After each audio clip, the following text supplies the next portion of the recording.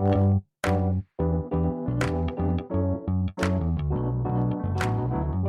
by Riverside.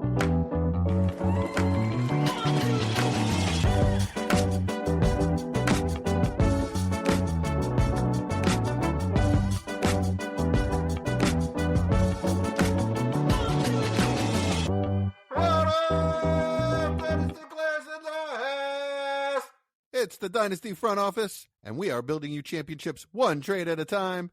I'm your host, Jesse Schneeman, and I'm here with the two best friends anyone could ever have. Mike Casper's on assignment this week, starting with the auspicious Austin Bell. How you doing tonight, Austin? I'm great, Jesse. How are you? I'm excellent. Had a little nap. Not as good as last week. Little nap this week. Just enough. About 30 minutes. 45, yeah, something like that. Just enough to wake up, watch the Phillies close out their opening day victory. It was beautiful. Okay, nice. How are you? I'm good, man. Everything going well? Yeah, everything's good. About to watch as much basketball as I can this weekend for one more weekend until it slows down on the college side. But yeah, I'm good. Nice. Hornets beat the Knicks tonight. Who would have thought? So getting close to actually not being in a play-in, which is crazy. They're only a game and a half behind for the 6th seed. Behind the Sixers? No, they're a half a game behind the Sixers or tied. I can't remember. And we play Saturday night. Uh-huh. That's a big game. Embiid and Paul George are back. No Maxey, though. Yeah, it's pretty crazy the Hornets have a chance to skip the play-in. Khan's been amazing. Yeah. Historic. 26-11 and 8 tonight. Wow, nice. Congrats on that pick. Oh, thank you. Right on. And my main man, Chad Mendoza. How you doing tonight, Chad? I'm good, man. I'm starting to feel a little bit better. I was sick the last few days, and I felt like I was dying. But I think I was just a stomach bug. So I'm a wimp. What? No, that'll take down even the biggest man. Yes. Yeah. Welcome back to the world of the living. Yeah. So I tonight, my wife went to opening day of the Orioles, and on her way home, stopped at McDonald's and got me a big arch burger. Tried that for the first time. Have you guys had it? How big was the bite? Your first one? That's pretty big. I got a big mouth. Like as everybody knows. 2, 3, 4 times the CEO? Huh? Oh, Jesse doesn't know. No, there's so on social media, so I thought this is why you were bringing it up, but No. on social media, it became like a big viral thing. When they introduced that burger, the CEO made a video about it, kind of talking about it, and he goes, "Oh, I'm going in for a bite," and he takes this small little bite, and he just has this look of disgust on his face. And he keeps calling it the new product. I have to say I don't recommend. I didn't like it. I mean, I love McDonald's too, so I mean, I'd rather just have a Big Mac. Well, the guy in charge of it won't even call it food, so yeah. The aftertaste is not good, and it was it's real mayonnaisey. It's got some kind of orange mayonnaise on it. It's not special sauce. It's not Big Mac sauce for sure, and it's just a big mess. I would call it the big mess, if you're asking me. But yeah, I won't get another one. I'd rather just have a Big Mac. There's nothing wrong with that. Yeah, I'm gonna go get my product somewhere else. They promise that they don't put the pink slime in it anymore. Oof. Yeah. I had a sandwich from Schlotsky's today. I don't know if you guys have ever heard of that sandwich shop. Yeah. There was one in Myrtle Beach I used to go to. Not bad. Okay. Yeah, it was like a chain Jewish deli. Yeah. Right. So it was created in Austin, the first one. Oh, was it? And so they're all over the place here, and I haven't had it in a long time, and tried it, and it was pretty good. Nice. Yeah. Austin, any good food experiences? I guess that's what the beginning of the show is now. Nope, I don't think so. Okay, just my regular fettuccine Alfredo and grilled chicken. I'm good with that. Yeah. That's Austin's go-to. All right. Why don't you tell everybody where they can find us when we're not podcasting? Yeah, you can find us at Front Office FF at Facebook and YouTube. That's Twitter and X. Dynasty Front Office on Facebook and YouTube. And the Discord link is in the description.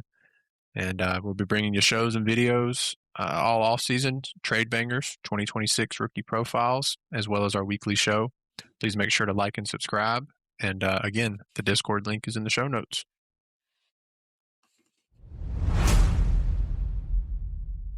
All right, tonight we are going to do off-season value gains.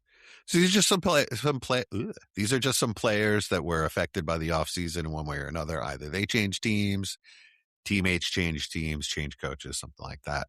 And we think that they've either gained value or will gain value and are good buys. Austin, you want to start us off? Yeah. I feel like for me, it's going to be a little expensive, but the one that I'm most excited about is Ashton Genty. I feel like that getting in Tyler Linderbaum cannot be understated, as well as likely bringing in a somewhat competent quarterback. I think they'll lean heavy on the run game to start, as well as dumping off to the running back. And then bringing in Clint Kubiak, which we saw what he's done in Seattle. It just feels like if Ashton Genty has any decrease in value, I feel like this is the time to take a swipe before he becomes into that upper tier with what I'm assuming is going to be Gibbs and Bijan. Yeah, I want to add Brock Bowers to that too. Yeah, I mean, I'm good with that. I mean, Brock Bowers is currently considered lower in value than Trey McBride. I think most people have Trey McBride as their tight end one. They should. But Bowers could very easily finish the season as tight end one. I don't think it would be very difficult. I don't even think he has to have as good a season as McBride, just for the name. I mean, McBride's got huge name value as well, but it's Brock Bowers. Yeah, I agree. I do think, the 3-year age difference is really nice for Bowers compared to McBride. Yeah. But just to tease into, which I might as well go ahead and get in it since it's kind of a free form. Another one of my winners would be Trey McBride. I don't know how you come off of the relatively historic tight end one season he just had, and his situation, it might have even gotten better because none of us thought Jacoby Brissett was going to be the quarterback for another year. And then they went and got Gardner Minshew as the backup, who also hyper targets tight ends. It just feels like he could legit see 200 targets this season. They didn't bring any other weapons that make a difference. So it just feels pretty positive for me for McBride. But what do you do with that? I mean, you can't acquire him. I mean, sure you can if you use one of the bigger names. Like, you asked the question a couple weeks ago about Loveland and Warren and a first. Yeah, a 27 first. Correct. Or like a 105 or higher. Hey, I would fish out that if I'm a true contender. Did you know Chad was on this podcast too? We haven't let him talk yet. I thought I'm just listening. Go ahead. But seriously, what do you do with that? Like, what are you going to trade? You're going to trade a starting quarterback to get McBride? I mean, you have to trade a top 10 quarterback, at least, to get McBride. Yeah, I mean, at the same time, sometimes it just feels like it's worth it, and I feel like the production you're going to get with him will be worth it. But you have to at that point. So now you'd have to trade so much away that you'd have to get last year's production or higher for it to return value. And I mean, that was a record-breaking season. What are the chances he repeats that or exceeds it? I don't know. What if the Cardinals draft a Ty Simpson at the top of the second and he comes in and starts the second half of the year? Sure.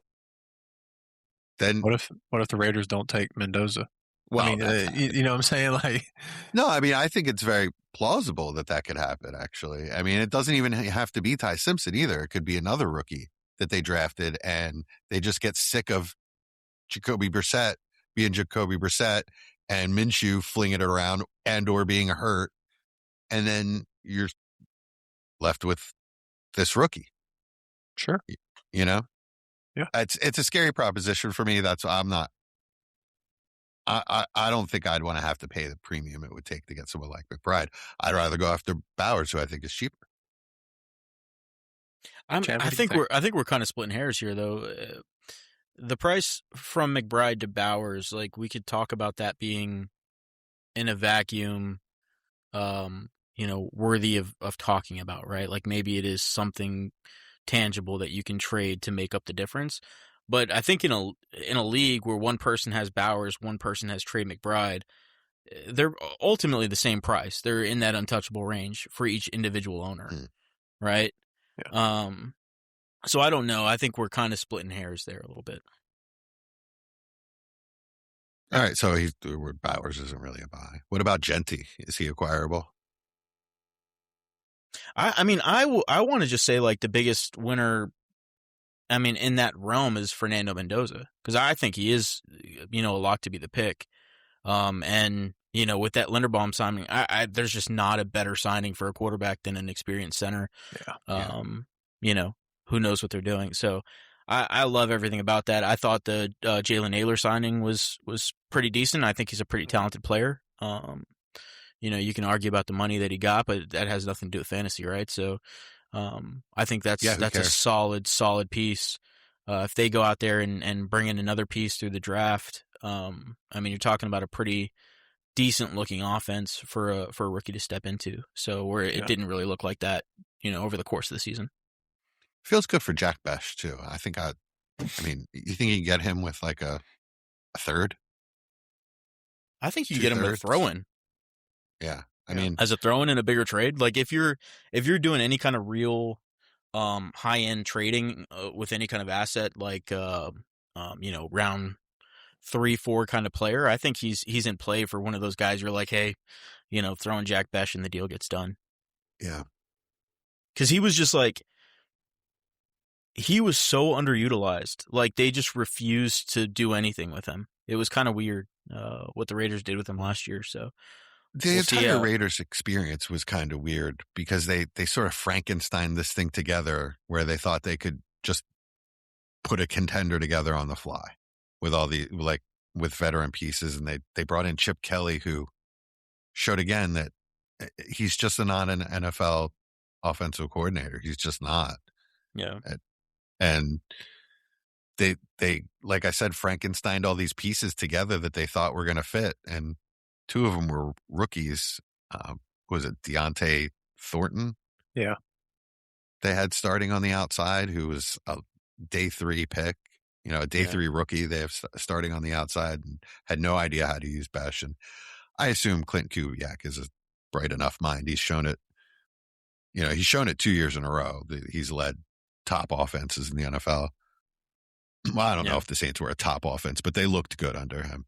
And last year, obviously. So I think he's smart enough to utilize Jack Besh. It's a really, really good. That's a really good buy right now. They definitely have the makings of something. I think we can just say like the entire offense are kind of winners. Especially with the low bar we were looking at during the course of last season. So there really was only room for improvement. But I think they made some really smart moves that, gives them a lot of flexibility for the future as well. And I don't know how their defense is going to perform, but my money would be on them being a bit of a mess, which is only going to be better for offense. Yeah. They only signed like 30 defenders. So now, I think they signed like 3-4, pretty decent names, but kept Max Crosby. I guess that's a plus. Yeah, that's huge, right? And they got Kwity Paye, right? Yeah, and Quay Walker and Nakobe Dean. Yeah. Oh, they're the ones that signed Nakobe Dean and Eric Stokes. They're going to be their front seven's going to be stacked. Yeah. I think they're the ones that signed Reed Blankenship as well. So they did not. Oh, okay. I have their free agency pulled up. Okay. That was one of my arguments for why is I think what they've done, and with Colton Miller coming back, the left tackle. He didn't play most of the season. One of the best left tackles in the league. So, they pushed Jackson Powers Johnson from center to guard, which is where he started his career at Duke. So he's going to be natural there.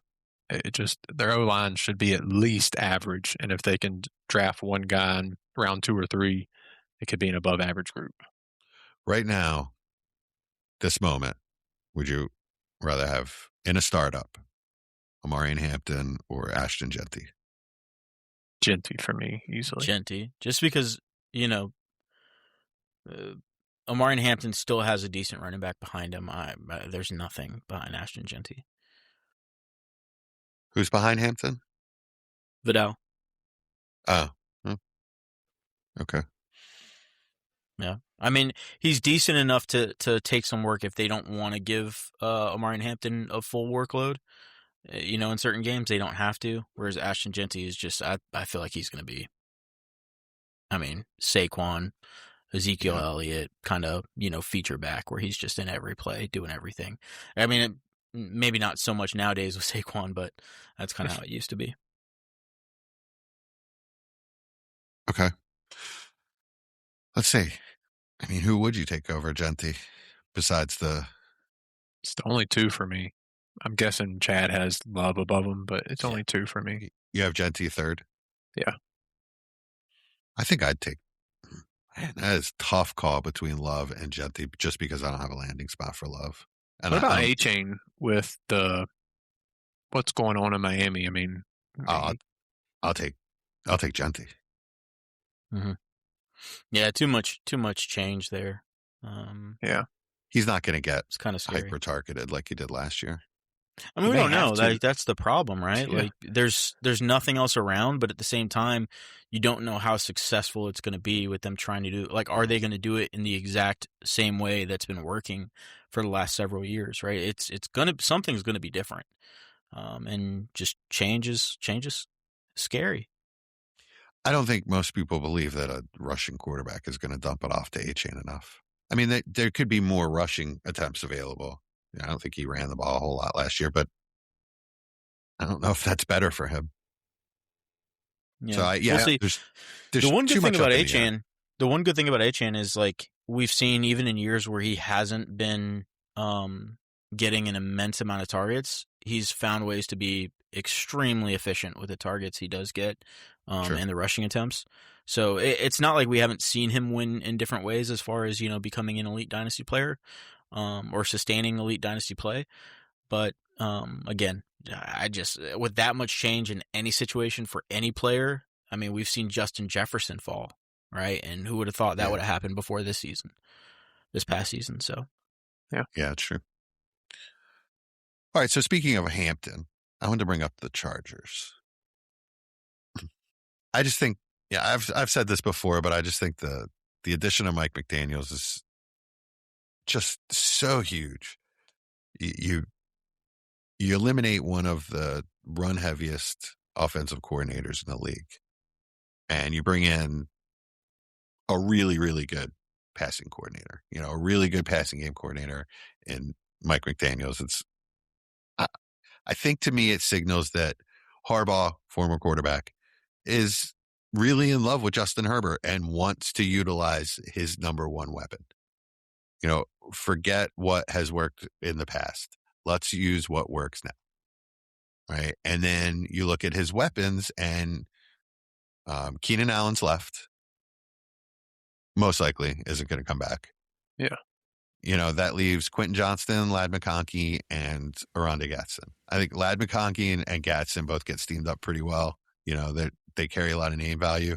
And then you have Quentin Johnston, who is polarizing, was once on my do not draft list, was once a player that I wouldn't acquire, had 0 shares, and now I have like 3 and looking to acquire more. I just really believe in that offense, and I think that he's going to get the target share. And he's got big playability all over him. He had huge games to start the year and then to finish the year last year. There's an injury in between. That's the issue. That's one of the issues with Quentin Johnson. If he can stay healthy, put it all together. So what's this going to be, his 4th year? Is that right? That sounds right. Yeah, that sounds right. Was that his 3rd year? I really saw personally, just naked eye. The eye test showed signs of putting it all together last year. And I believe in him enough to put one of those late first round picks with, instead of one of those second tier wide receivers that we've been talking about, Omo Krupa Jr., Denzel Boston, Casey Concepcion. I'd rather have QJ. What about you guys? I'll take the rookie. All 3 of them, to be honest. Really? All 3 of them? You don't even like Denzel Boston? He's coming around for him being Michael Pittman-like. Okay. Yeah. What about you, Chad? Yeah, I mean it's kind of a toss-up for me. I'd go the same way as Austin. What about 201? I don't know. I mean, I don't know who's going to be there. That's the problem. Until we get draft capital, I mean, because some of these running backs could get pushed up, and I could be looking at one of those receivers at 201. Yeah, I'm going to go 201. Yeah. All right. Could get Ty Simpson at 201. Yeah, I'll take Quentin that's Johnston. what I'm thinking. I think we're gonna be surprised what lands in the beginning of the second round. It just takes one or two running backs to go, third round, and we're at that point where some players are being pushed back, some decent wide receivers. Yeah, especially if they go to good landing spots, people are going to freak out. Yeah, because I mean Seattle doesn't have a running back, so they're going to take one earlier than people are thinking. Like if Price goes there at 32, he's going to be a first round pick. It's going to push, Sure, but then he's like 106 or 107 probably. Yeah. So I mean, I think your price point's close. Like I think that's where he probably should be. And I mean, I just checked. Keep Trade Cut has that as well. He's right. He's literally in between Denzel Boston and a 26 early second.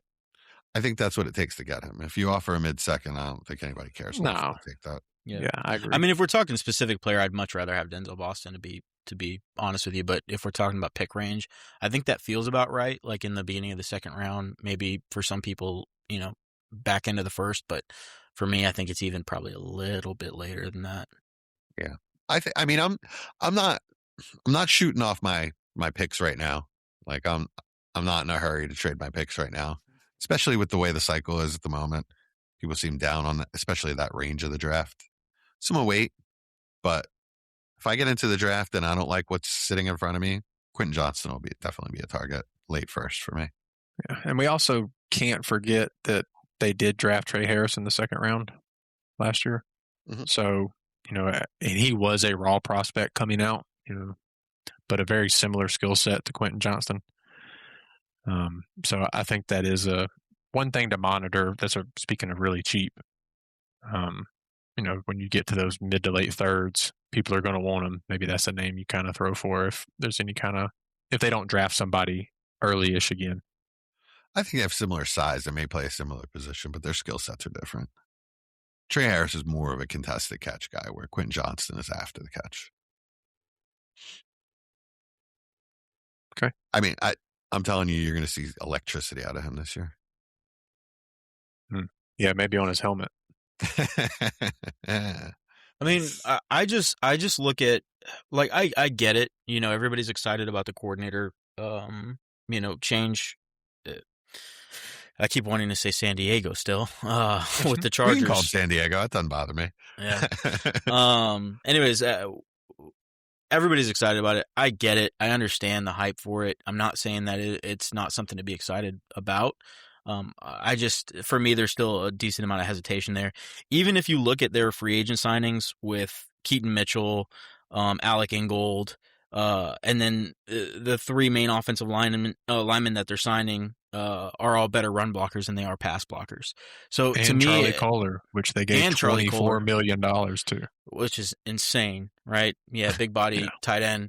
Yeah, he's a blocker. He's one of the best blocking tight ends out there. Yeah, I mean, and they bring in the traditional fullback in Alec Ingold with it. So, to me, I think they're going to be running the heck out of the football still. I don't think there's going to be much change. We can talk about, John Harbaugh. I mean, John Harbaugh.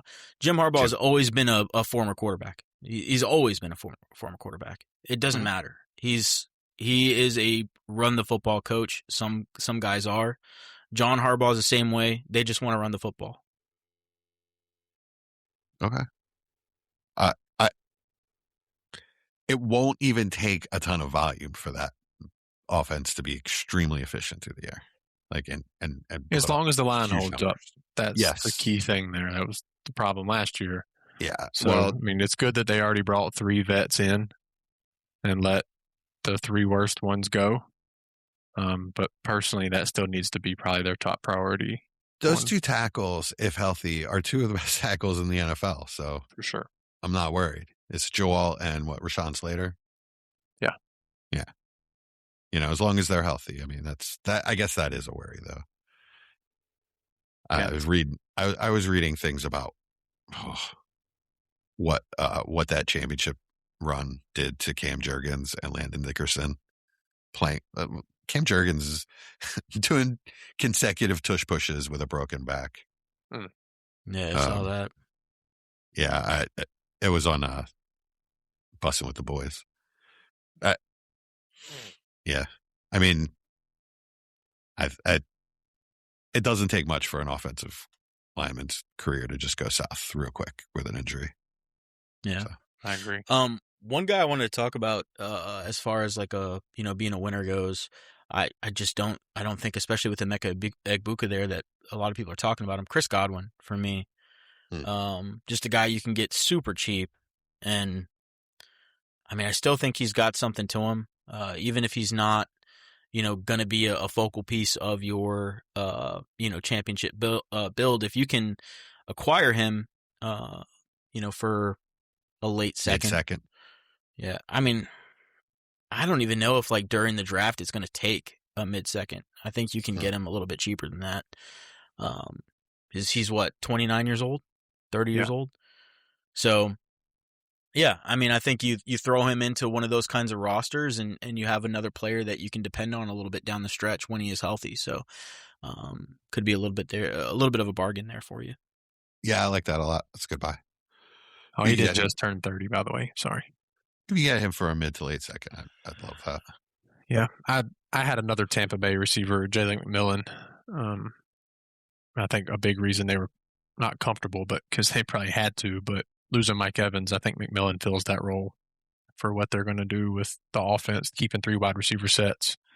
I think McMillan should fill into that role nicely. He's obviously not Mike Evans, but when all 4 receivers were healthy last year, he was, I think, second in snap share. So he's going to be on the field, and assuming without Mike Evans, he should see more targets. So I like both of those guys. Yeah. All three of those receivers are best out of the slot. Yeah. I'm not saying they all 3 have to play out of the slot, but all 3 of them work best. Well, what's interesting is, off the line of scrimmage. They didn't really have a choice. Like Mike Evans just didn't want to play for him anymore. So right. They're going to have to figure something out. Yeah, he took less to leave, actually, was the report.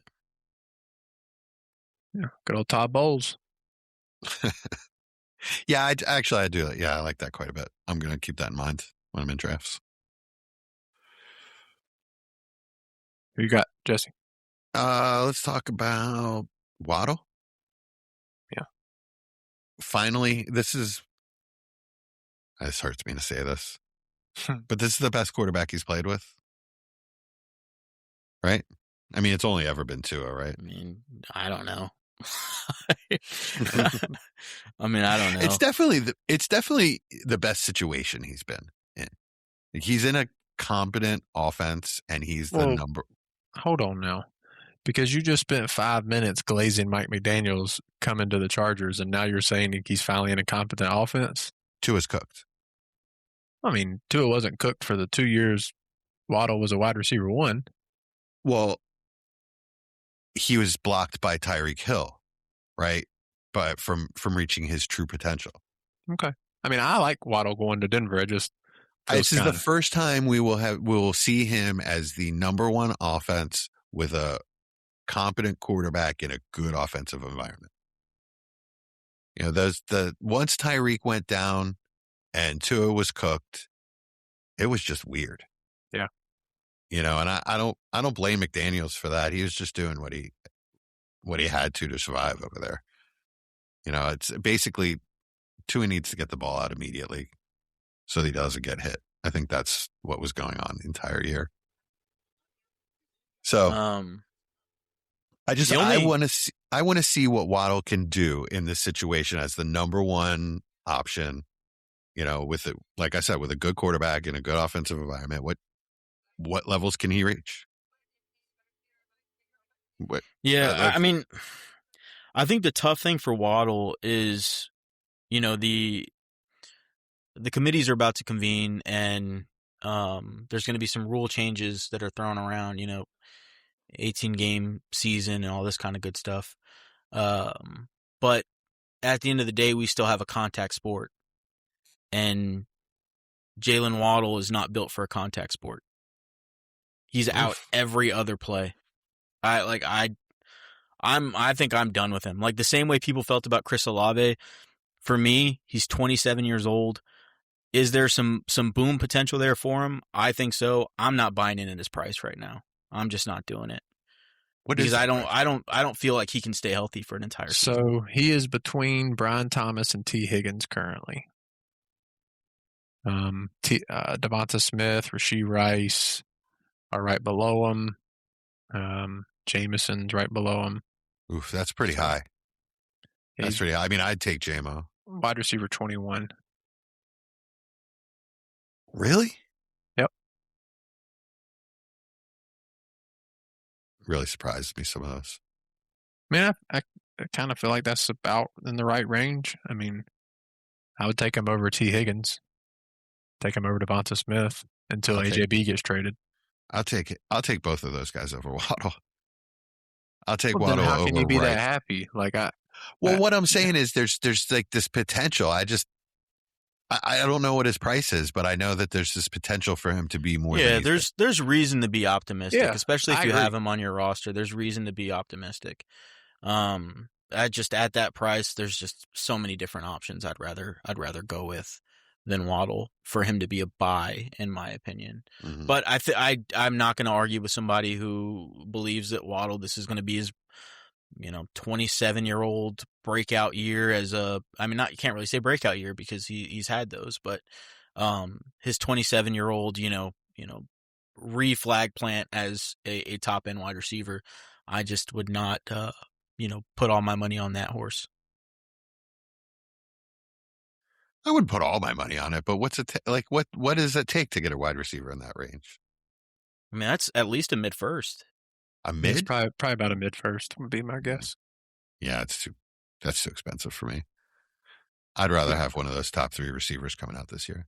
Well, and that's what I'm saying. Like, that's just the start of it. But there's so many different options as far as players you can get in different situations that are just as exciting, but maybe don't have some of the drawbacks that Jalen Waddle has with the brand new offense, with the quarterback we've never seen, with the coaching staff we've never seen, with the injury history. I don't know. The injury history is the only one that I'm not the only thing that all right, give me some of those. Give me some examples of those. Which part? Options that you'd rather have than Waddle.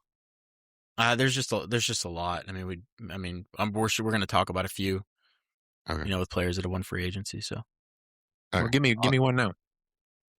A wide receiver? Sure, whatever position. Just give me one and let's go to the next guy. Because Waddle's definitely interesting, but I get what you're saying. For sure, there are definitely question marks.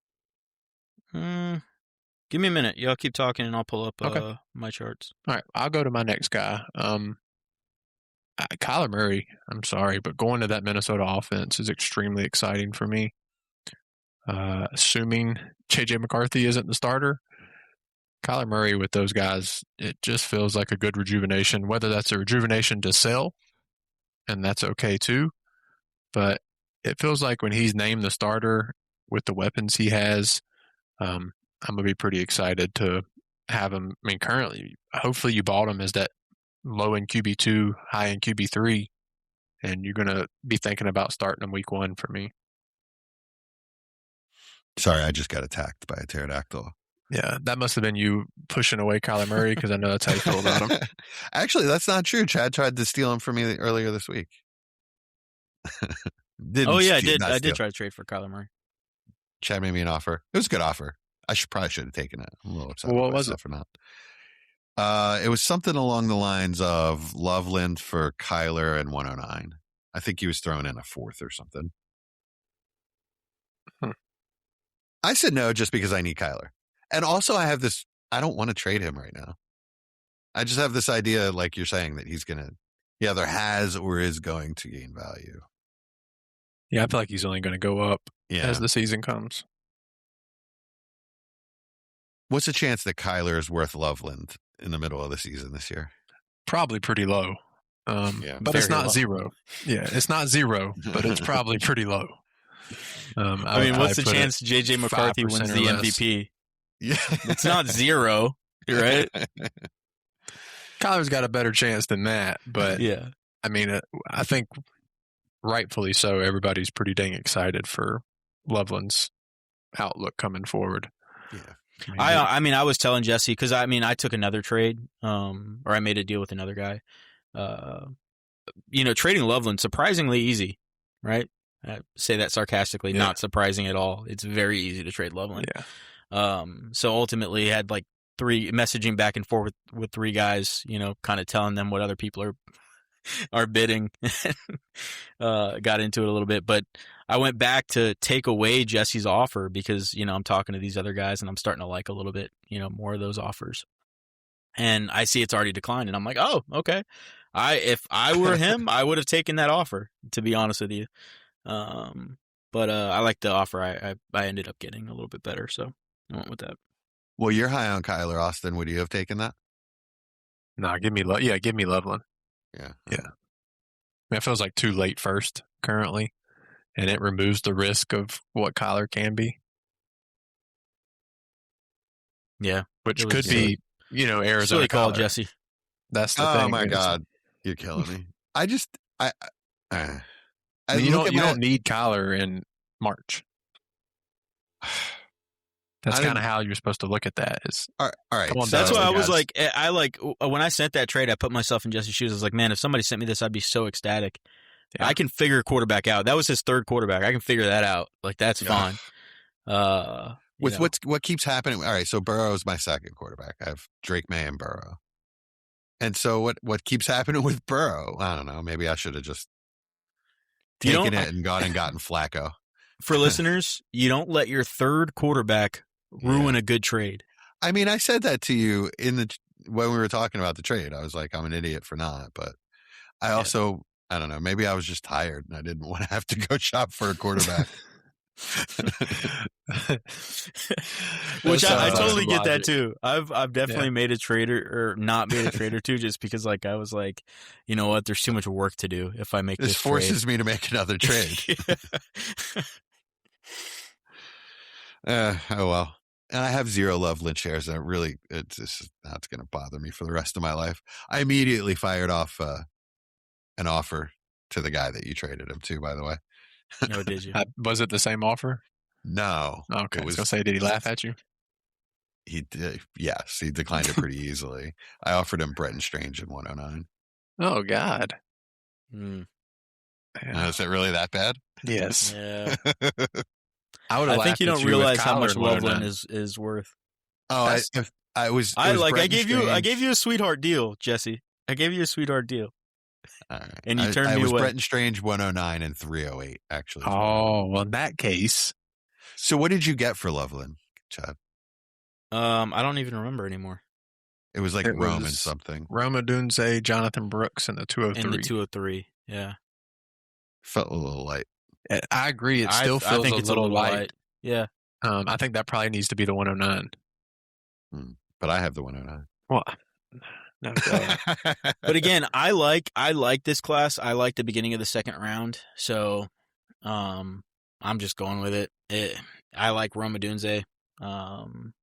So, yeah. Also, it was one of those deals where I needed to make a substantial risk for the sake of the season. I have my season riding on some depth pieces that I don't have right now, and I don't have any ammunition to go get them. So, yeah, and Snoop has clearly, the guy you made the trade with, has clearly signaled that he does not like this class because he's been trading all those picks away. He packaged 3 of those late firsts to move up to 1, which we talked about a few weeks ago in our banger, actually. Yeah. And the good thing for me, Loveland wasn't a starter, so Brock Bowers. Definitely glad I didn't trade Loveland away. I think actually it was Mike that said no to a deal like midway through the season. I needed something else, and he was like, "Nah, I don't want to move off of Loveland." And now looking back at it, thank you, Mike. I appreciate it. So what? Not that league. No, it was a different league. Yeah. You know what's interesting too? looking back, I got Loveland for the 202 last. I believe it. That's where you drafted him. Yeah, the 202. Yeah. In that league. Yeah, that late first, early second was such a mess of, you'd find somebody at 107 that was ended up at 202 and vice versa. So I think that'll be a lot like that this year too. Yeah. It's going to be dog agrees. Right on. All right. What else we got? Chad. Austin. Oh, yeah. Yeah. So right. You were going to give me an example of something you'd rather have than Waddle. Yeah. So like at their price, a guy that I'd rather have than Waddle right now. Let me see, because I wasn't even thinking about it. Austin, just keep firing names out since you have a list. All right. David Montgomery going to the Texans. I know we talked about him during our free agency talk, but they brought in a couple linemen, which is something they needed to fix. And he just feels like a smash for me. I know we kind of talked about a mid to late second. I would give up like the 203 or 204 for him. It's a short-term window, so obviously you need to be a contender and have that second. You have to be a strong contender. Yeah, but he just feels like somebody that's going to absolutely smash in that offense. I like the fit. I like the pieces around him. Like Woody Marks does not scare me to keep Montgomery from getting 15 to 18 touches a game. And like I said, them bolstering up the O-line was important for their run game because it was atrocious last year. So he just feels like a clear winner for me in value going forward.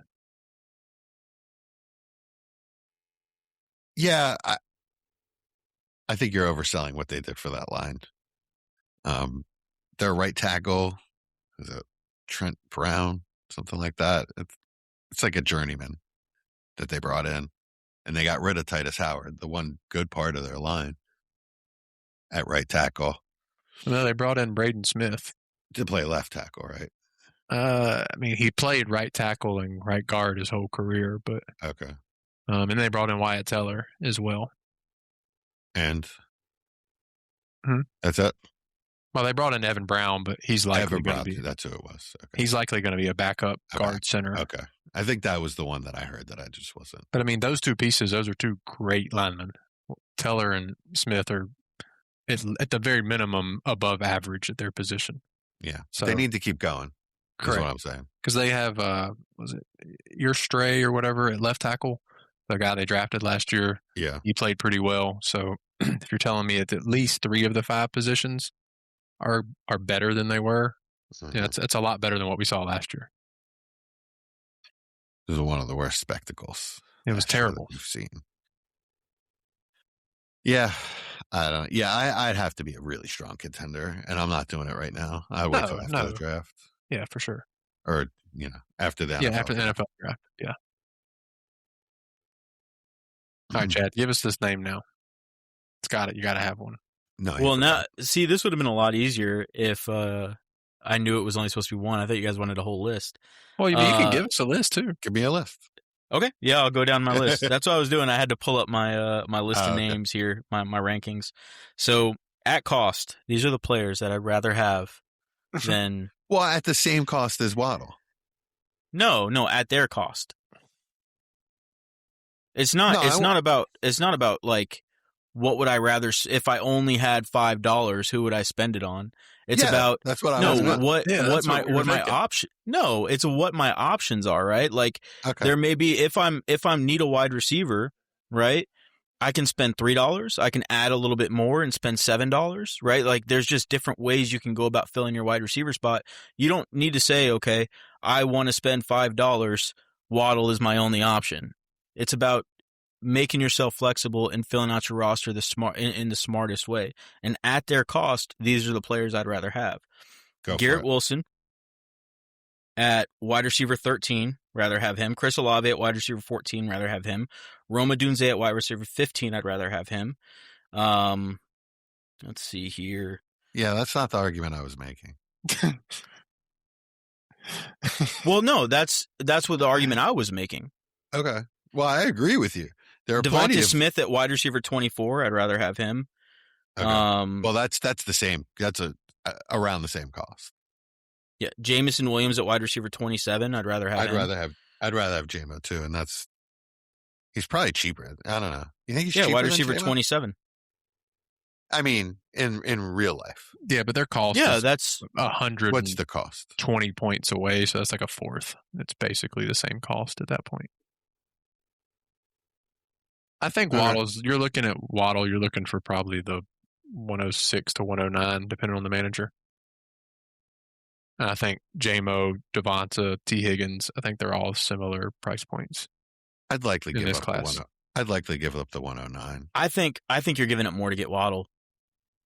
Yeah. It's just because the way people see it, right? Like unless AJ Brown gets moved, right? Like when AJ Brown gets moved, then yeah, it's going to be the same thing with Devonta Smith, where people are saying change is good. Change means this player's amazing now, right? Yeah. That's what's happening with Waddle. People are not just going and trading Waddle. People are trying to acquire him. I'm just not one of those people. There's players out there that I think you could take a little bit less, to get, and some players you add a little bit more and go get them. Mm-hmm. And that's why he fits the show, where this is off-season value games. What about Zay Flowers? Would you rather have He's him interesting. or Waddle? I'd rather I'd rather have Zay Flowers because he's 4 years younger, 3 years younger. He's a year and a half, but yeah. Is that it? Yeah. He came out old. He was at Boston I really don't want either of them at their cost, to be honest with you. Zay Flowers is a sell for me because I think they're going to draft a wide receiver in the first round. And even if they don't, I think they're going to add a wide receiver and it's going to minimize. I don't know what that offense is going to look like. I really think that Zay Flowers' main value has come from him being the only good wide receiver on the team. Yeah. Yeah, I don't know what that wide receiver's going to, or what that wide receiver room's going to look like. I don't know what the coaching staff is going to do with the offense. I want to see a little bit more before I'm buying those kind of guys. Those guys they're still so expensive. Yeah. Like it still takes a lot to go get Zay Flowers. It still takes a lot to go get Jalen Waddle. Those are the kind of guys that I want to go in season and see what happens before I spend on them. If I got to spend an extra second, so be it. But it was very easy for me to sell Zay Flowers for, a contender's first last year, mm-hmm. and a little sprinkled on top of that. Has he gone up or down from that? I think he's about the exact same. Yeah, about the same. Yeah. Probably that 109 to 111 price point. I don't know. If we get through the draft and they have not made a significant wide receiver ad, then I guess it's fine to spend your late first on Zay Flowers if you don't really believe in the guys that have come out or the landing spots are murky. Then that would be fine, but I wouldn't. Yeah, I would take a late first for him all day right now. Yeah, me too. Like I said, those are just not guys that it's not guys that I hate that I say are not going to be good this season. To me, they're just not off-season buys. Like they're not guys that I'm investing in for the potential because the risk is too heavy. Like you can believe in your soul, in your heart of hearts, that Jalen Waddle is going to go out there and wreck the world this season. He's still 27 years old. So if you're wrong and it doesn't happen, he's still 27 years old. Like it's not like he's 24 and you're getting a reroll, right? Like if he struggles, there's going to be a big value drop, and I'm just not willing to bank on that right now. Yeah, it's his last shot, really. And yeah, injury narrative won't save him either. Yeah. I mean, that was a cool thing about Chris Olave, right? Is like you could buy in so cheap last offseason because of the concussion issues, which, I mean, were real issues, right? Really something to be worried about. But he goes into the season, has a good season. If you invested into him low, he's still, 25? So now his price is insane because he's still young. All he needs is that one, big boom.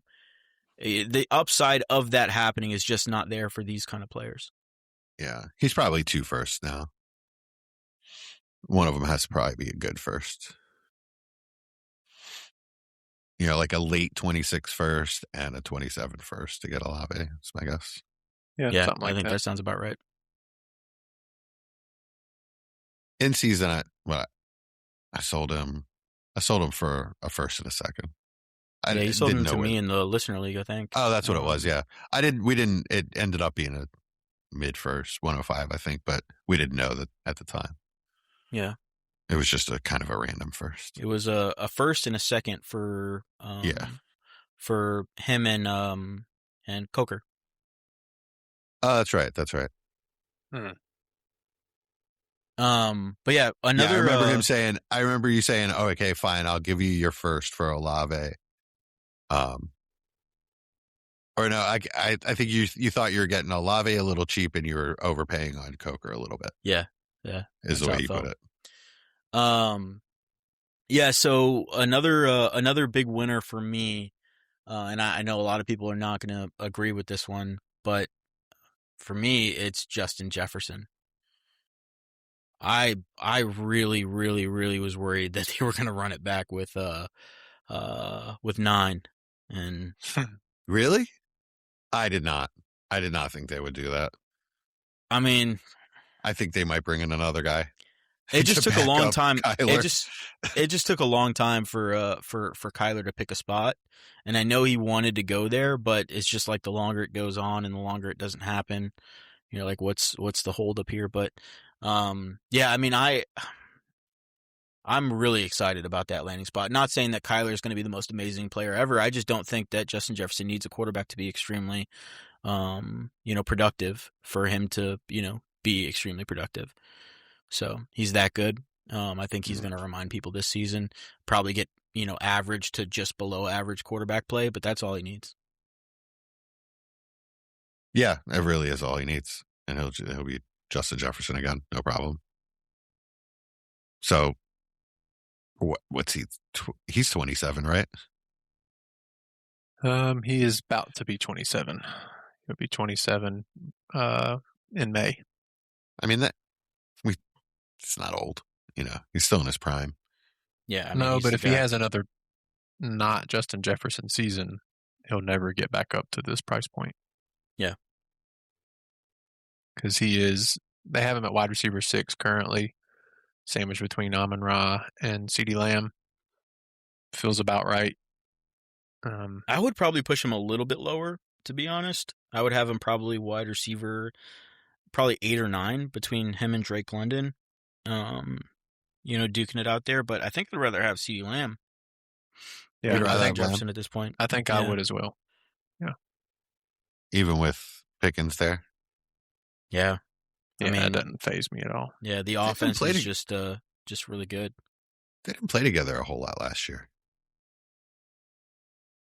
I mean, Lamb was out for a good while, and then Pickens was out for a bit, and it just seemed like it was one or the other. Yeah, I mean, they did have some games where they played together, and off the top of my head, there weren't any serious red flags. I feel like something like that would have stuck out, but again, that's just off the top of my head. But the offense is just so prolific, right? Like you look at what they were able to do last season. Say what you will about Dak Prescott, but they really have that thing firing on all cylinders. I don't see any way that drops off. He's throwing the ball 600 times last season.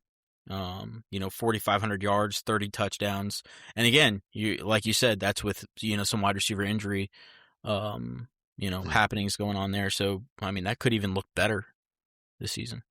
And their historically bad defense, for especially their standards, the only name that they brought in of any value is Jalen Thompson, the safety from the Cardinals. Everybody else they signed is literally depth pieces. Really? So, yeah, like Jacoby Durant is the second highest free agent they brought in at $4 million. They didn't bring in anyone at edge? They brought in Sam Williams at 2.5 total value. And Tyrus Wheat at 1.24 total value. So no, they did not bring any real edge help.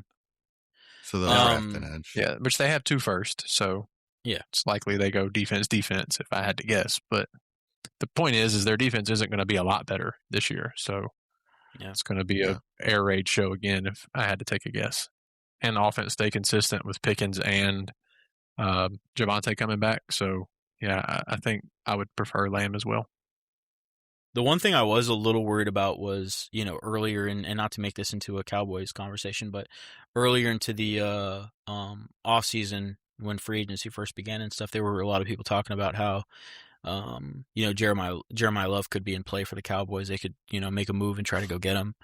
And it doesn't look like that's even a realistic, situation right now. That would be a scenario where if something like that happened, I'd be a little worried about, two elite wide receivers being able to maintain elite production for fantasy purposes. But as it stands right now, Javonte Williams, I don't think is going to do anything of substance in the passing game. And they're going to leave that to the big boys on the perimeter. Yeah, he's the perfect running back to prop up their value, to be honest. I like that. Yeah. And Ferguson can kind of be like the move the chains guy. Yeah. Like he's been. Those two pieces are perfect to keep first downs coming and letting those two big receivers make the splash plays. Yeah, it's true. Well, I'm going to move to Indianapolis. I know I saw Chad has two guys on there, so I'll start with Josh Downs. Currently has to be a winner. Huge void opened up on that offense. I know they brought back Alec Pierce, but Michael Pittman was at the very minimum a 1B option in the offense every week. So somebody's going to fill that role in some fashion, and I'm sure I'm going to go ahead and steal one of Chad's guys with Alec Pierce. I'm sure he will take a good chunk of that target share, considering the money they paid him. But as long as Josh Downs can stay healthy, it feels like he has to be in finally a real role for real targets on a weekly basis. And Tyler Warren as well. Tyler Warren's going to eat up a lot which he should still get his. That's what I'm saying. That part shouldn't change. I mean, when healthy and Daniel Jones was there, he was seeing 8 to 12 targets a week. So that doesn't have to change for Downs and or Pierce to be successful. Because now there's not three guys that are trying to be fed at the receiver position every week. Yeah, it certainly seems like it'll open up snap share for Downs. Fingers crossed. I mean, he's an excellent wide receiver. It's just not that versatile. He does what he does, plays out of the slot or flanker. He has to play off the line of scrimmage if he's going to be successful. So, hopefully he can get more snaps, more targets, and be relevant. Yeah, the issue was in certain packages, Downs just wasn't featured last year. Yeah, right. And I mean that was huge. Like he was just off the field for a large, chunk of the percentage, of offensive snaps. So maybe that changes. That's the big hope for me. Also he has to get a little bit better as far as being a reliable target. But there's Pittman caught the ball around 100 or was targeted around 120 times last year. It might have been a little bit less. So there is going to be quite a decent amount of work to go around. Alec Pierce probably had like 70 targets last year, 80 targets maybe. So yeah, it'll be interesting to see what happens. That's another it's kind of funny because we're talking about but like I've mentioned a few times, some of these offenses being a little chaotic and not really knowing how they're going to look with new coaching staffs, with new personnel, with quarterback changes. The Colts have that feel, but it feels almost positive for Dynasty. Just because, it's less crowded. Yeah, exactly. The crowd's gone. You take those vacated targets and you assume that they get absorbed by the existing players, and it just props them up even more. Yeah, which is what we want in fantasy. We want concentrated value, concentrated targets and production. Yeah, perfectly said. And we know the roles that we want expanded, like Alec Pierce and Josh Downs. They have to be expanded because they don't have anybody else. Yeah, right. Exactly. And they don't have a first round pick to take somebody to seriously challenge, to come in and challenge them. They've spent significant capital on the players that they have, whether it's draft capital in Tyler Warren or huge contract in Alec Pierce, draft capital on Josh Downs and Alec Pierce. They spent a pick on. They have other needs that they have to spend their second and third round picks on. So I don't see a lot of competition coming out. Like secondary, they got to fix that secondary. So, they know Which that, they and they spent a big capital. Yeah, they got sauce. yeah, and they traded one of their best defenders. So we'll see what they do there. But yeah, it'll be interesting because we know, like, for NFL purposes, it's a good offense. There's a lot of really talented players on it. Just for fantasy, it's been so blah, and I think it's about to get a lot more fun. Well, for the receivers anyway, for the quarterback and the running back last year was really good when it was clicking until the injury. Yeah. Speaking of quarterback, Chad, I see you have Daniel Jones on here. Sell me on why this was a positive offseason for him. Oh, because they didn't bring in Kyler Murray. Okay. Right? That's a good point. I mean, that's as good as it gets. They signed him to a huge contract, and they didn't bring in any competition. So, I mean, you can't get any better win than that for a player who's, gone down with an Achilles, and maybe there were some question marks as far as, if they were going to just tag him and go into the year and say, hey, let's see how you do for another season. I think maybe the league's a little bit scared about the Sam Darnold effect taking place in their franchise, and that being part of their narrative going forward into the season. The Colts didn't look like they wanted that to be about them. So I like it for Daniel Jones. I think it's going to be this was the best possible offseason he could have had. And he's got what I think is his number one weapon in Alec Pierce. They seemed to really, really click last season when they were on the field together. Cool, I like that. What are you wanting to pay for him? And I guess what are you comfortable paying for him? I would pay a late first for him. So basically, where you're drafting Simpson, you would prefer Daniel Jones? Is that what you're saying? I would prefer Daniel Jones, yes, over Ty Simpson. And of course, that's dependent on landing spot as well. There's maybe a few landing spots where I say, you know what, Ty Simpson might be a little bit more fun, or I see a little bit more, value insulation. But with the contract Jones got, with the rushing upside that we just haven't seen since he's been in Indianapolis, that's been yet to be unlocked. Maybe, we see that a little bit more in year two. And another year in the scheme, right? Like, we forget he just got into that offense and right away looked really, really good. He hasn't had a stable coaching staff pretty much ever. So it's going to be really nice to see what that looks like for him, especially if it can go past year two. Cool. Speaking of Ty Simpson, I'm starting to get nervous about a fall for him, like a fall out of the top 50. I don't see that at all.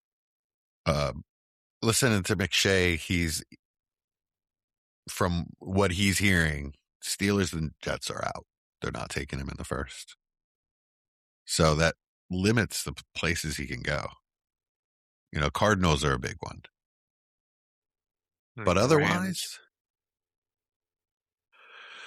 I guess, I don't know, feel like they're all in, and they're not really true for the future. It does feel like they're all in. I don't know. I mean, I guess it's possible, but I don't see many. I just don't see him making it past the top 10 picks in the second round. I think anything's possible, sure, but like Cleveland in the second round, I feel like if he's there,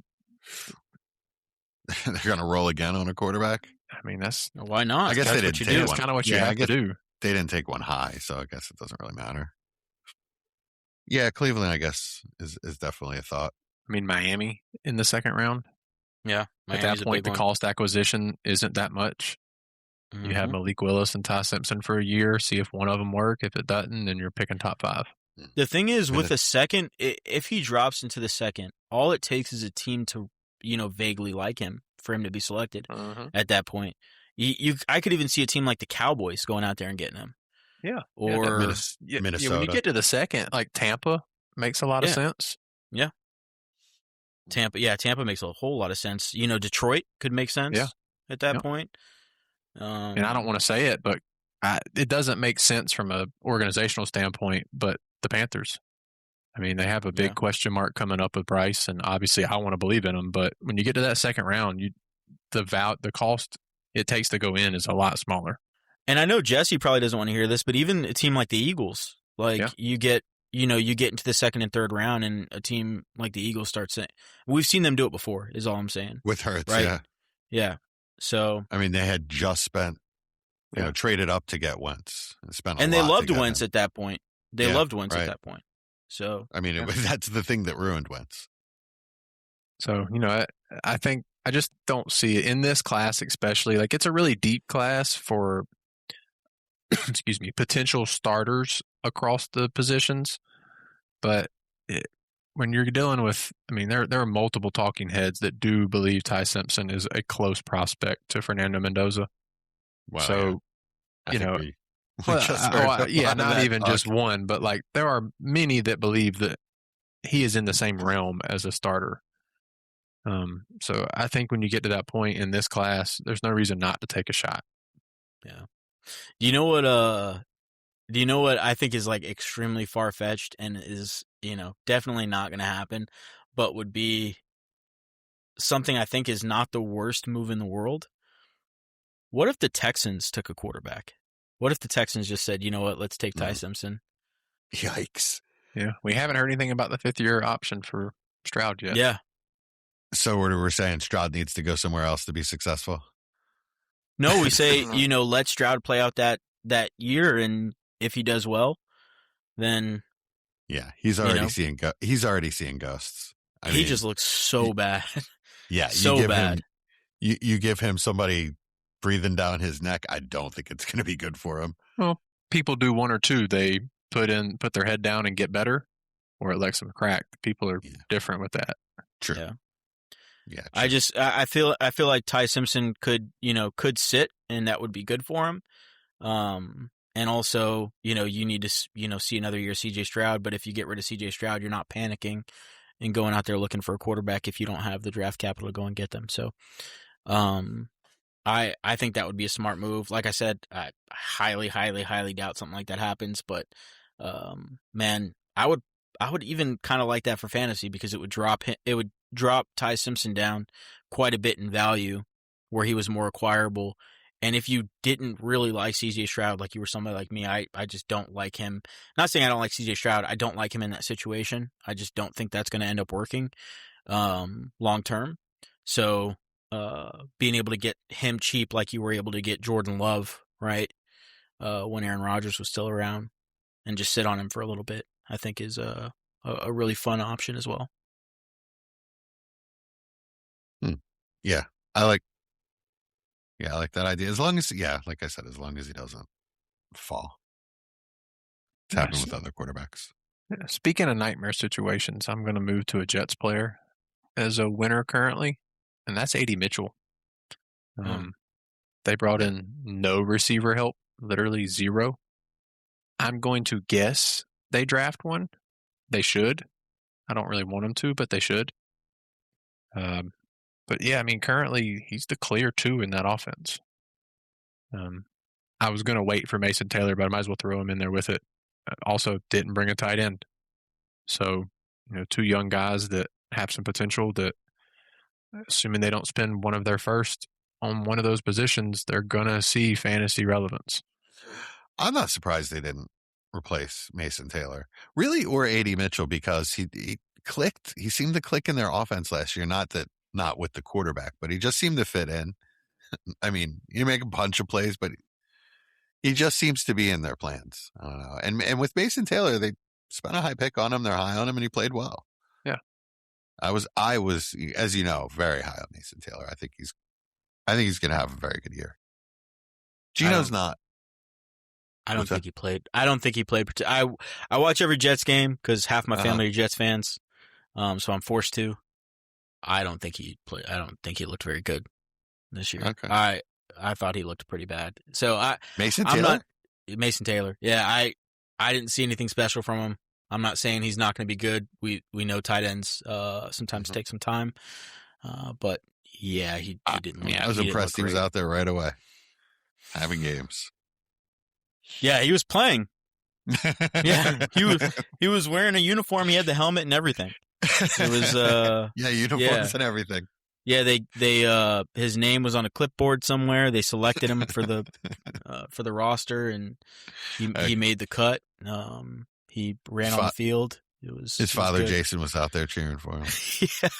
yeah, he checked all the boxes. No, but seriously, he just didn't look good. But not many people on that Jets team look good. So that is true. Right.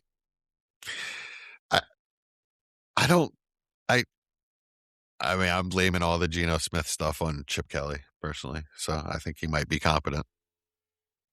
He sure looked it for a few years before that. So it feels like he should be competent. I mean, he is sort of a YOLO type of player, but he shouldn't be as bad as he was last year.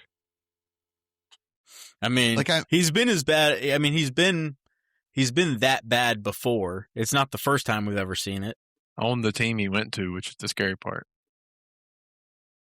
It was as much of a disaster as the Raiders were, though. And when he left the team that he played well on, they won a Super Bowl. Yeesh. That's not the only change, but yeah. Yeah, I'm just saying. I'm just saying. You guys know I'm not the biggest Geno Smith fan in the world. I mean, I think he's okay. I think he's a clear upgrade for the Jets, but that's not really saying a whole lot. Well, we're just trying to get the Jets to like league average. Oh, no, they're not going to be league average. Okay. Slightly below average. Yes, that would be a really good year for the Jets offense if they were. We're just trying to get them there. You know, just so that their elite weapons that they have can produce like decent fantasy, like starting fantasy players. You couldn't even start. Well, Garrett Wilson was hurt. I was about to say you could start Garrett Wilson every week, and I should have started Breece. If I started Breece Hall in the championship against Mike, I would have beaten him in Einstein's. Just so you know, I started ifs and buts, sir. Ifs and buts. Yeah, but Pitts was coming off that crazy. Chase points. The Jets were 29th in points scored and 31st in points allowed. So they didn't have an interception the entire season. Really? First time in NFL history during the full schedule season that a defense did not record one interception. That's pretty impressive. Like, it is pretty impressive. They were like all-time bad. Like I said, I was watching the Jets and it wasn't a lot of fun. Like, it was never fun. It was always, an experience, and it was always a negative experience. So, I don't know. Did they only have 2 firsts? They should have 3 firsts. They have a 27 first as well. That's it? Yeah. They have an additional 27. Yeah. Additional 26 and additional 27. They traded Quinnen Williams and Sauce, and they only got 2 firsts back. No, they got more than that. They had to have. They must have 3 firsts and 27. Yeah, they might. I'm not sure. Chad, I saw you have your boy as a winner. Tell us about this Giants running back you love. Oh, Cam Scatterbo. Yeah, when you said your boy, I was like, I don't think I had anybody I love on there. No, Cam Scatterbo, I mean, he's a winner. I guess if you want to put an asterisk by it and just say so far, right? Yeah, that's very tenuous. It's just because the Kenneth Walker talk and all that kind of stuff was being very, very heavily reported, and it was confirmed by several beat writers. These flies are driving me crazy, or this fly. The beat writers confirmed that they did have interest in some of the high end running backs. They just weren't able to, or weren't willing to go out there and spend the way the Kansas City Chiefs were, or the New Orleans Saints were. They don't have to really go out there and spend that way. I guess they kind of do if you go out there and get Jeremiah Love, but we'll see. We'll see what happens. I think all options are on the table for him. I don't think it's a foregone conclusion either way, but so far they don't have another running back on the roster, and I think that's really good for Cam Scatterbo. Also, if I would have had to guess, They have two other running I don't backs think on the they're roster. very high on Tyrone Tracy. I don't think the coaching staff is very high on him. That's just my feeling. And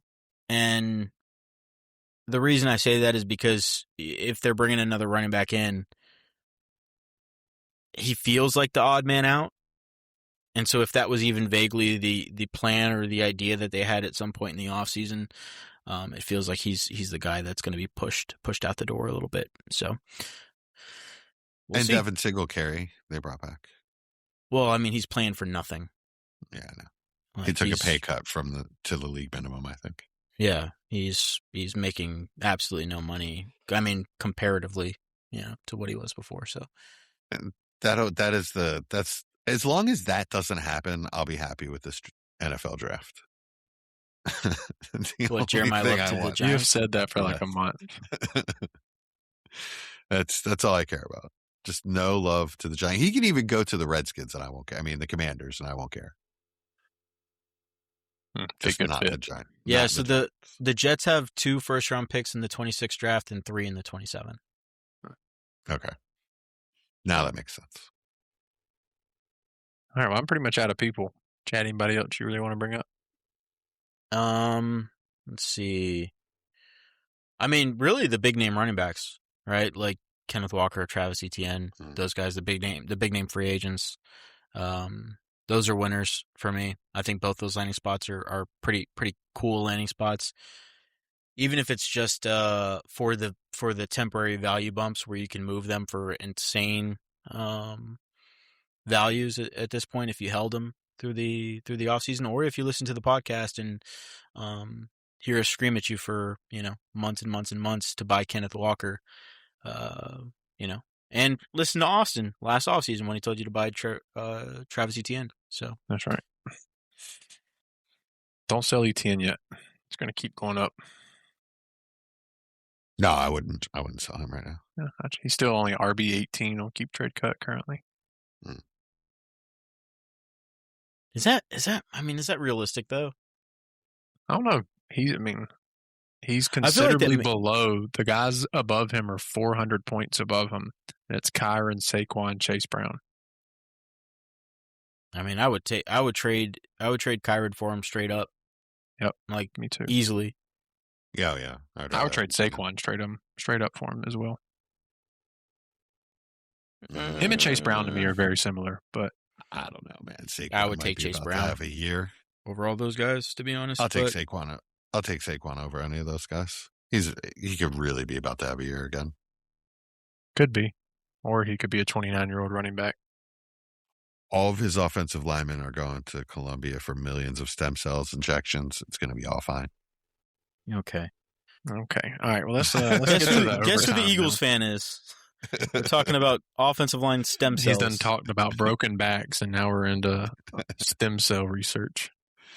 Well, I mean, that was kind of a big issue with him last year. Is there was nowhere for him to run.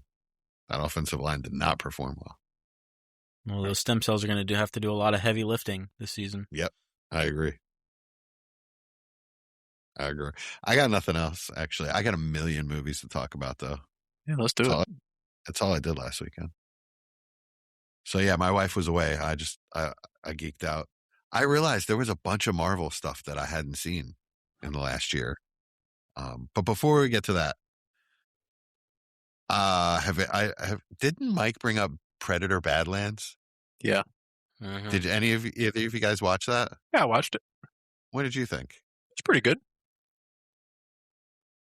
It wasn't as bad as Predator versus Alien, but which one of those do you not like? Because some of those are really good. Oh, I only saw one. I guess I didn't know they made more than one. So I guess if you say you didn't like the original, then that's about adds to your bad taste of movies. That movie is not even about aliens or predators. It's about the people. AVP? That's the one you're talking about? Alien vs. Predator? I don't know. I think they're in like the Arctic or something. I don't know. I don't know about that one. It was probably the worst. Either way, the fact that Predator Badlands was not good. It was the storyline was more like an Avatar movie to me. I thought it was pretty cool. It was different. Work with the planet to beat them. I mean, I did like how he had the little eel thing shooting Yeah, that's acid pretty at cool. people. That was cool. I thought it was a But pretty good otherwise- movie. Like it was entertaining. It's not something that I'm going to I mean, go it and was- watch it- 10 times, but It was entertaining, and I made it all the way through it, so I guess it wasn't that bad. But as far as it wasn't as good as the last Alien movie. I mean, Predator movie that I watched, which was, I don't even know what it was, but it was like Native Americans involved. It's pretty the crazy. real question is Way it more intense. better than your rewatch of Rush Hour? Oh, Rush Hour. Because all right. you did rewatch it now. I can tell you. No, I mean, I watched it. I had never made it through before. And I was drinking, so I'm not sure I made it all the way through the end. I didn't find your Snoopy scene, Chad. What was that? That's It's in Rush 2. Hour 2. Okay. Like I said, I think Rush Hour 2 is the best of the three. I understand it's an entertaining movie. I'll leave it at that. I mean, that's what movies are supposed to be. Yeah, I mean, that's kind of why I watch like 90% of movies. it's like, I would say it's entertaining if you're like, in a very light mood. Maybe if you've had, an adult piece of candy. I've done none of that in the past many years, and I love it still. Okay. Well, it's also nostalgia for you. Let's move on to some of the good movies that I saw. 3 Marvel movies that I missed. First of all, have you all seen Fantastic Four? Yeah. Did you like it? Yeah, pretty good. I thought it was very good. I thought by far the best Fantastic Four movie there's ever been. Well, I mean, it didn't. It doesn't. The bar it's was really not low really for good. that one. Speaking of, I know, good but movies, finally, there's a good Fantastic Four movie. I thought. I thought it was an okay movie. I mean, it moves very quickly. It felt like a movie. It felt like an extended movie trailer. Kinda, yeah.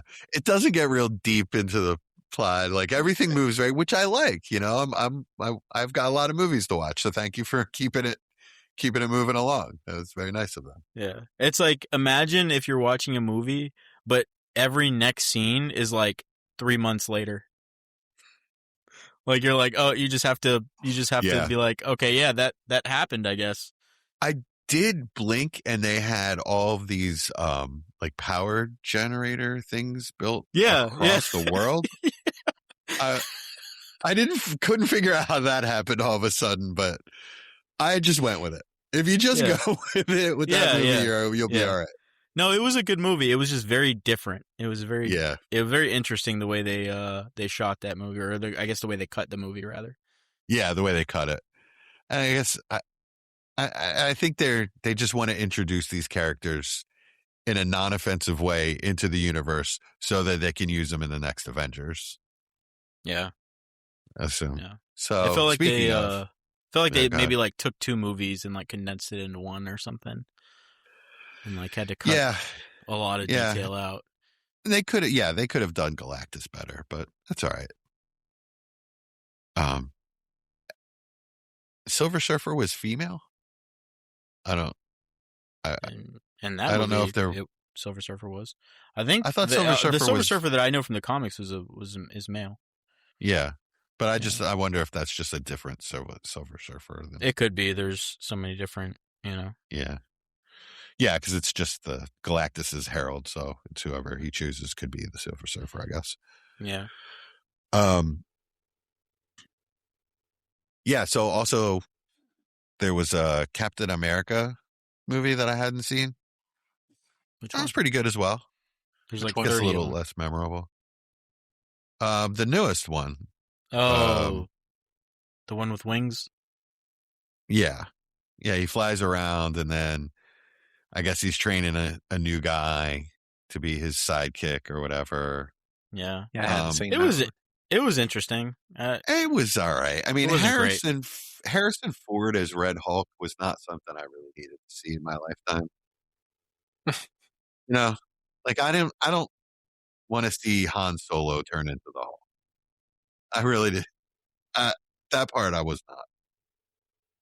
But the color of red reminded me of Mountain Dew Code Red, so that was pleasing. Yeah, that's One of my favorite one of my favorite sodas ever. Growing up, that was one of my favorites. I can't really drink it because it's got so much caffeine. Yeah, but it's delicious. My issue is sugar, but yeah, same thing. Yeah, and sugar. Yeah, it's really it's really odd because I like the Sam Wilson comics, and I like Anthony Mackie. I really love him as an actor. Yeah, he's good. I don't really like this, like Captain America. No, I don't know. You could see it. They made it very clear that it's a problem that he's not enhanced, that doesn't have any superpowers. It's a problem. Like, he's less good Iron Man. He's like, well, he's definitely a lot less good than Iron Man. Yeah, exactly. Yeah. Like, he's like baby Iron Man. You know what I mean? Yeah. So, like, what's the point of you? Exactly. Hey, Sam Wilson is he's all right in my book. No, he's cool. He's cool. I'm just hoping that he gets he's going to need a super shot or something somewhere along the line. I wish they gave him like a better introductory movie to where he didn't still feel like a sidekick. Like, I think that's what it is. Like, it feels like you're watching a movie about a sidekick. Whereas, like, if they had introduced him a little earlier as, like, a main character in the series, like, with the Avengers series and everything, I feel like we would, it would feel a little bit more real than it is. Did you watch the series with him and the Winter Soldier? Yeah. I mean, I watched some of it, but it wasn't great. But it wasn't that good. It did sort of cement him as Captain America a bit. Yeah. Or I guess that's when he came out as Captain America, or whatever you want to call it. Yeah. The Winter Soldier, that movie that they had with what's that team called? Thunderbolts. Yeah, the Thunderbolt movie. I thought that did really good for him because it kind of gave him his own little segment of the universe rather than just kind of an afterthought of the big one. Which I kind of liked. I like him as kind of the leader of the Thunderbolts rather than, Captain America light, just because Captain America died. Did he die? Did he actually die, or did he just go away somewhere? I don't know. He went old. He got old and died, didn't he? In this universe? Yeah. Yeah, I think you need to rewatch Avengers. Yeah, probably. It's been a long time. Yeah. It's been since lockdown and COVID I've seen any of those. Yeah. He chose to die. Okay. Gotcha. Yep. Yeah, I just think he's going to need a super shot to be relevant in the next Avengers. And then, well, if Black Widow can be relevant, he can. I like her character, but she has zero superpowers. There's only so many of those that we can have. And he doesn't look like Scarlett Johansson, so exactly that makes it a little bit harder. And then what was the last one? There was another one with. Gosh, there's more? Oh, yeah. Yeah, Deadpool and Wolverine. Ugh. I finally watched. There's a lot going on in that movie. So you like the Deadpool movies? I do, yeah. You don't like them? So you don't like Deadpool? I think they're all right. I like. So you don't like Deadpool? Mm-mm. I like the first Deadpool movie a lot. Because, that's Deadpool through and that's through. Like probably the most true to comic. He is. That's the most true to comic movie. Yeah. In the comics, that is who Deadpool is. He is that guy. And if, I get it. Either you like him or you don't. I've always loved him. I always thought he was hilarious. I like a guy that's going to talk while he cuts you up. And he is truly one of the baddest asses out there. What? Nothing, man. I mean, if he really, they do really, the song really exists. Yeah. You have to treat it that way. But yeah, as a movie, I thought it was like really all over the place. They really, really brought in a lot of cameos. I understand that was their thing, that they were bringing in all the 20th Century Fox Marvel characters that weren't allowed to be part of the MCU, but it was a lot. Yeah, it's all right. It was pretty cool to see Chris Evans, and he was like, "Oh yeah, Captain America, finally!" And then he's like, "Flame on!" Oh yeah, that was pretty funny. Yeah, that was pretty cool. But otherwise, yeah, there was way too much to follow. I think he even said it in that movie that like all this multiverse stuff it really didn't hit, and it's enough already. Yeah, it's hurting my brain. It's made me quit watching a lot of Marvel stuff, which really sucks because I think what's a shame from it. The best thing about Marvel to me, and it had to do with the multiverse, was Loki, and I don't know why, like where that's gone or what they're doing with it. I don't know. That Loki show was amazing. It was so good. Yeah, but it played out to such a to the very, very, very, very end and end. You know what I mean? What else could you have done? There's nothing more that you can really do with it. They really played it out as far as they could. I mean, it was excellent. I agree, but I think they just need to move on from all of it. They need to bring back Scarlet Witch, though.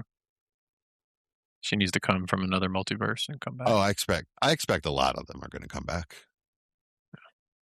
They're all too big stars still. What's crazy is like, this is exactly what the comics are. It's just multiverse after multiverse after multiverse. Well, in the comics, they can bring people back in so many different ways, time travel and multiverse and this and that. I mean, that's what Bishop's that's what his entire function in the X-Men was. Yeah. It was big people back and forth through time. All right, well, that's enough out of me. What about you guys? Yeah, I agree. Chad, go ahead. How do you follow that up, man? I don't know. Watching Survivor season 3, and nice. you know it's in Africa, and there's like lions just running around their little camp made of brush, just growling at them and stuff. And I'm like, okay, so on the new Survivor, people can't go out swimming unless they have like a standby person to go save them, a member of the cast or a member of the production team, like in a boat ready to go rescue anybody that's in trouble. Survivor 3, season 3, they're just living out there with lions. Oh, it was real back then. It's so sanitized to what it used to be. Yeah. We watched season 1 a couple weeks ago. Yeah. It's so different now. We're watching it in order, so it's okay. Yeah, it's pretty wild. God, they were so dirty and grubby back then. I mean, they're still, but I mean, it's like it's different. It's nowhere near. Yeah. This is different. Like it's now you can tell they shave and stuff like that. Like you can just see a difference now, whereas back then, like a month later, that person looked like they had zero hygiene for a month. Now they give them less food, though. Like now, that is they true. they look skinnier. Like in the new generation of Survivor, they all look emaciated by the end. I don't know about that, man. Like freaking Survivor season 1. What's his name? They had rice. Yeah, but the show is literally double the time. That's why they had to give them rice. That's true. Yeah, I forgot about that. It was like 45 days. Now it's like 22 days. 45, yeah. Yeah, it was. Yeah, you're right. It was a lot longer. Yeah, it's like they're out there for 45 days. I think they had like weighed in. I think it was season 1 or season 2. They had weighed people like at the towards the end of the show to tell them how much weight they lost, and one dude lost like 40 pounds. Richard, yeah, season 1 winner, but he lost 100 pounds before he even came on the show. Yeah. But it's pretty wild. I was watching season 3 and then jumping to season 50 when the new episodes come out, and I was like, the one thing that kind of bothers me about season 50, celebrities aside, because that's really, really annoying to me, how they're making it a kind of a celebrity show, but the the show has become about Survivor experiences rather than a game about what people do when you put them into a certain environment and a certain ecosystem and how people react. Now it's just about like they sit around and talk about previous seasons of Survivor and just geek out about it. I'm like, this is not what this is supposed to be. Yeah. So I don't know. Maybe it's all like the returning cast members and stuff, but it's just kind of annoying. You get a lot of super fans that get on the show for being super fans now. So that they're definitely going to talk about that kind of stuff. Yeah. Yeah. It's night and day. The way it used to be. I'm definitely going to keep watching. I'm going to keep watching. We're going to watch 50, but we're going to keep watching the old seasons too. Yeah. It's the way it should be. Yep. Yeah.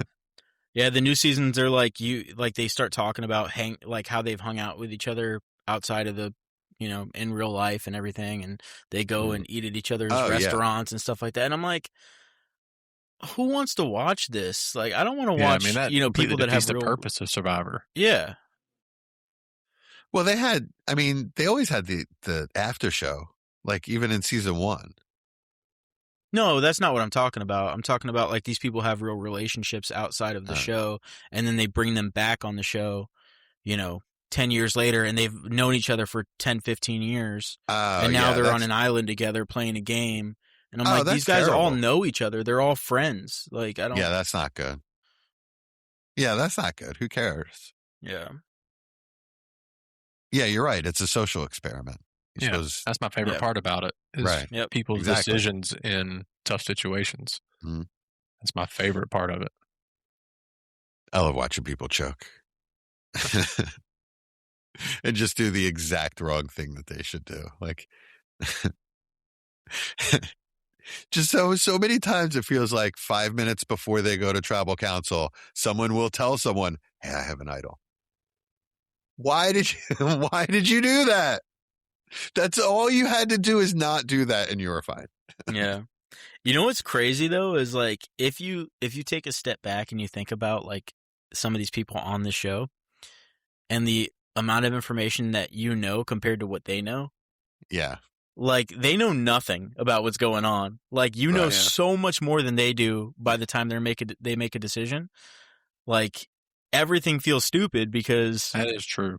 They're all scheming behind each other's backs and telling each other, lies. And so nobody really knows what's happening, at least in the earlier seasons. Now everybody kind of expects it. But and all we're seeing is what the cameras show. There's a lot of conversations that we don't see at all. Yeah, on purpose. Yeah.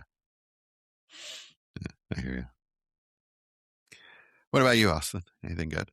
Only real thing of relevance for me is the college basketball tournament. Like last weekend, it was literally the only thing I watched from Thursday to Sunday. And now it's back on again. So it'll be another weekend of hopefully just all basketball. Nice. I don't know. Duke's not looking that great. Why? They're still playing. Yeah. Play St. John's tomorrow. Yeah. Yeah. Right. One by over 20. Yes, tomorrow at 7 Eastern. I mean, the one by over 20 last week, it's not too bad. Yep. And getting potentially both starters back this week. So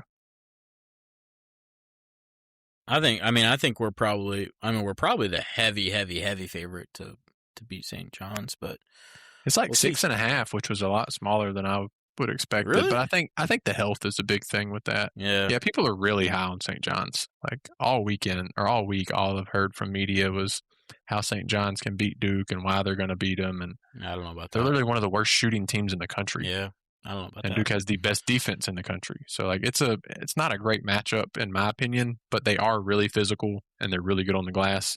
So when you play a team like that, anything can happen. Yeah. Yeah, especially in a tournament setting. Yes, sir. It just takes one game. Yeah. But yeah, that's all I got. Right on. All right, guys. Anything else? That's it. Ladies and gentlemen, welcome to the front office. The lights are low, the boards are lit, and the Dynasty clock is ticking. From the heart of the startup draft to the championship throne, one crew rules the long game. Give it up for the undisputed architects of empire.